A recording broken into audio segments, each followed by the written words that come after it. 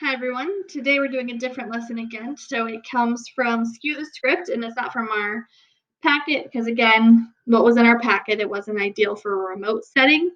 And so make sure you got this new lesson from Canvas, and you can also go through the Desmos activity linked into Canvas that goes along with it for getting a lot of these blanks filled in, and then some really clear explanations I believe are in there. What I'm going to do is go through, so pause this video and do that if you haven't. You're going to work through the whole 4 pages. It's all doable through the Desmos activity. Then when you come back to the video, I'm just going to debrief a few things. All right, so basically the first 2 pages should have been a review overall of what we've learned already. One thing I want to explain is this data set. It's kind of funny about OkCupid and whether their men are lying about their height and incomes. So one thing just to make sure you understand about this table is they sorted them into shorter than median, taller than median, less than median earnings, or more than median earnings. So remember, the median, it should be 50% below and 50% above. So if that's not the case, then that's where we see that there may be some dishonesty going on these profiles. You can look more at this data if you'd like to look more into it. And there's also a previous Skew the Script lesson from 5.2 that you can also follow along with if you'd like to see anything more in depth about this scenario. So this is all review. I'm just going to pull this up, make it a little bit bigger so you can pause and make sure you have all these answers. The Desmos also gave you these answers. Same thing with this page. You can pause to get them. But I do want to kind of go over the bottom here with the independent versus mutually exclusive. People often get these phrases mixed up. So remember, independent means one does not affect the other.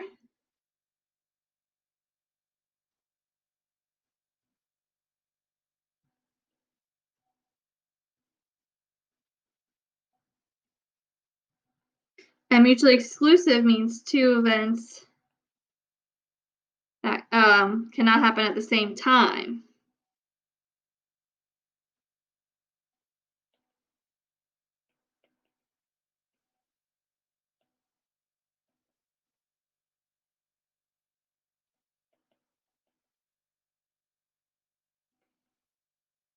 So if they're mutually exclusive, then that means one event happening prevents the other event from happening, which definitely affects it. So they're not independent.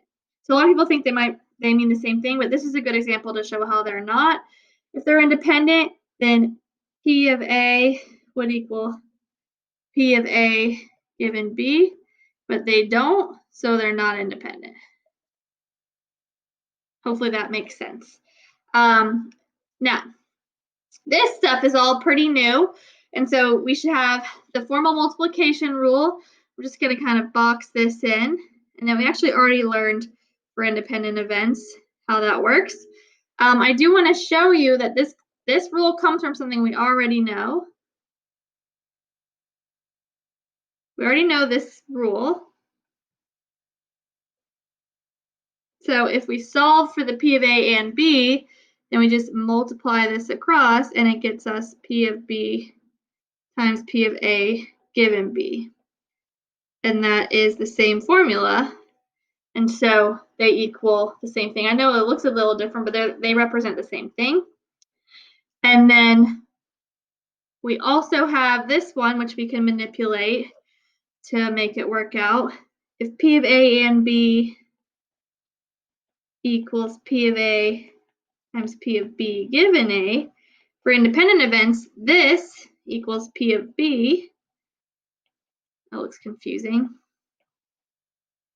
And so that is where this formula comes from, which we would have already seen probably in our last lesson. And then just the intuitive multiplication rule. There's all these rules and formulas, but basically and means multiply. Account for the dependent events by using the right formula. There's 2 options. And I'm just going to add and equals multiply or equals add. Those are some intuitive things. Now the tree diagram in the activity, hopefully you were able to follow along with the Desmos and see how to do it. I'm gonna label a couple of things on this tree diagram for us so that you can see officially how it all works together. We're gonna let GPA and above average GPA and ACT represent event A, and then being admitted to your school represent event B. So what this looks like if I label, it's like I'm gonna have P of A here, and then P of not A there. And so I was able to just subtract from 1. Remember, that was just 1 minus P of A is how I got the 0.35. Remember, the branches add to 1 is an important part of that. And then this second set of branches is a conditional one. So it's P of B given A. That's what, if you have a higher than average GPA for ACT, then you have an 83% chance of being admitted. So it's given that A occurred. This one was P of B given not A, and then, not admitted. So it was P of not B given A. This one is P of B given not A, and then not B given not A. So we can label all those with the right notation, and it helps you see how some of the relationships work. So this whole column in the tree, this whole section of branches in the tree diagram are all conditional. And then you multiply through the branches, and so this equals P of A times P of B given A, which we actually just talked about this formula 1 minute ago, and that is P of A and B. This one was P of not A times, no, I keep saying that, P of A times P of B not B given A. So that's P of A and not B. And so hopefully you're seeing the pattern. Not A times B given not A.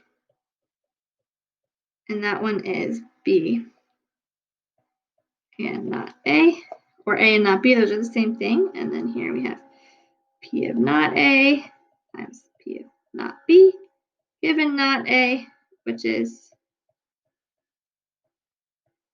remember, that's kind of like neither. So once we have this, we can make a Venn diagram, we can make a two-way table, we could make a lot of different things once we have the tree filled out from the outside. And so this whole column is all ands. And then I just want to add one more thing. The outside should add to 1. That's one thing I check to know, because we're doing a lot of multiplying.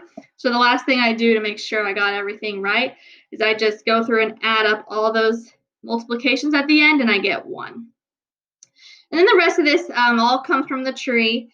So H and A, here they changed my names on me, but these are all the same. So same stuff. So that's the same as A and B. So that's the 0.5395. A itself, it was getting me admitted to your dream school, so I have them backwards a little bit here, but that would be this one plus this one. We're talking about the dream school, so for me that would be like P of B. Hopefully you already did this on the Desmos. And then this one was B given A. So with this one, you have to have that being admitted on the bottom.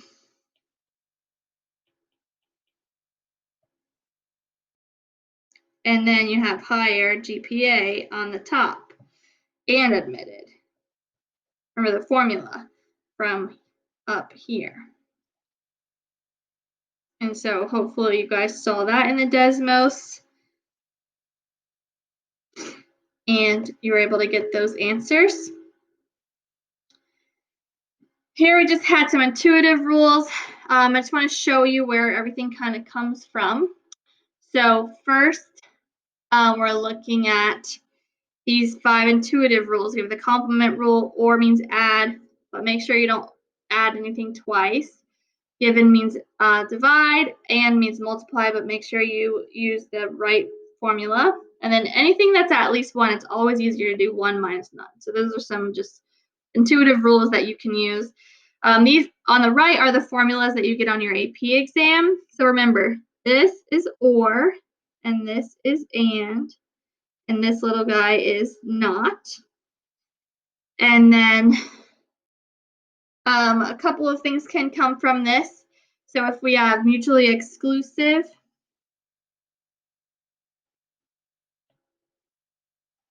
then P of A and B is 0. Don't forget that.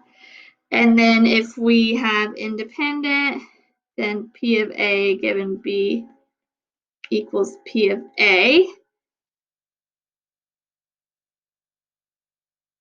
And this can be manipulated to give you the multiplication rule. So you can just multiply that across to get the multiplication for P of A and B. So that's a couple of things from there that are tied to the intuitive rules. But again, the intuitive rules are better to just know. And so hopefully you were able to do the card sort on Desmos and match these up properly. But if not, here you are. And then this discussion was just for you to check out. It looked like if you look at the low earners only, their results were about 50-50. So they did match the median rule that we had used to sort them into groups in the first place. And so they seem to be more honest than their high earner counterparts. Okay, so let's do this right here. Pause, write all these rules down, and then we will do the check your understanding. So you can go ahead and pause the video now, copy these notes into your box from your original activity, and then try the check your understanding, and we'll go over the answers.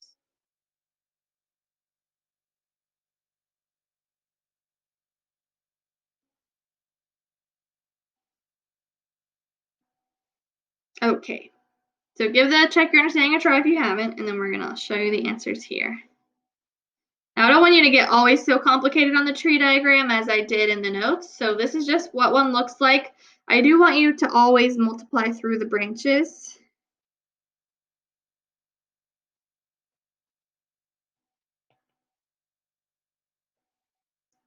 For a complete tree diagram. Remember, this is and these are given. So then these should add to 1. And then each set of branches adds to 1 as well.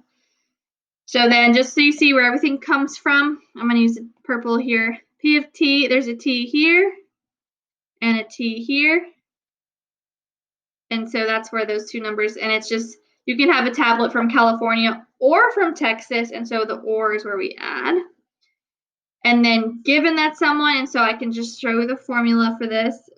Oops. That's going to be P of California and tablet over tablet. And so we have the tablet from number 2. We have the California and tablet from the tree diagram, and that's where those 2% come from to get us a final answer of 0.3. And then the last one is that at least 1. If we select 4 computers at random from the distribution center with replacement, what's the probability that at least one of them is a tablet? So I kind of went through my thought process here. First, we want to find not a tablet. So there's a 40% chance that it is a tablet, or sorry, a 60% chance from number 2 that it is a tablet, and so a 40% chance that it's not. And if we're getting 4 computers and none of them are tablets, then that is what this rule is right here.